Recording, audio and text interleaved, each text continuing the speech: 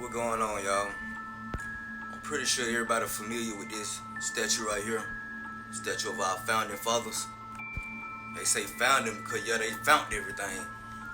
Let me show you a little video right quick. Nobody's gonna know. Nobody's gonna know. They're gonna know. Yeah, the part that we familiar with is not the whole thing. It's a cover-up of what was there before. Take a good look at this stone right here. The Pharaoh. Now, I was telling y'all about that sun weapon they got. They can burn rocks. They also can melt rocks and all that.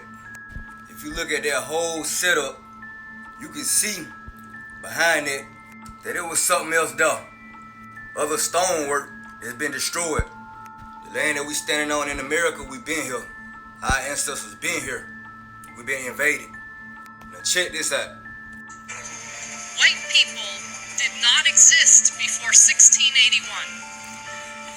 Again, white people did not exist on planet Earth until 1681. Number two, any claim that this group called white people, any claim that that group is rooted in biology or derived from genes or biology or is innate or is from nature is a lie. Third and final point. As a matter of foundational law, actually let me say it this way, white supremacy has been embedded in the United States of America from its founding as a matter of law. Now, I'm not sure if she accurate about the date, exact date, but one thing I do know is that them folks ain't been here, and that's a fact. A lot of them not even real. Like when they had the World Fair, they created babies and even put it on display in incubators. These folks making folks and flooding our country and our land with them. From 1859 to 1929, they shipped 200,000 orphans to the U.S.,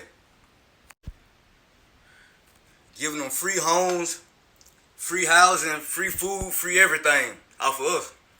They were even sending these little motherfuckers in the mail. Yup, they were mailing babies.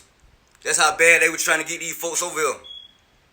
See, y'all familiar with the Cabbage Patch Kids of the 80s, but they get real deeper than that. These just postcards that they were sending out around the time they were doing this. When they would create babies, put them on display in Coney Island, making folk pay to come see them. That's why I tell you, a lot of these folk walking around ain't even real, or descendants of people who wasn't real. Mostly everything they told and taught us was a lie. And it worked so good that to the point where we try to tell your own people that and they don't even believe them. I'm just here to wake people up so we can get up out the streets and back into our kingdom and get back our original culture. Every time we try to rise, they take something that's good from us and use it against us. Just like in the 90s, they had a meeting to do it. The early 90s. Turn the listeners into prisoners, basically. They had a meeting saying they're talking about all the prison they want to build and where to cause us black people to go in there. And they took our culture and what we built from hip-hop and tried to use it against us. Don't get me wrong, I messed with Tupac, but he wasn't no thug. He was an actor, just like Jada Pinkett.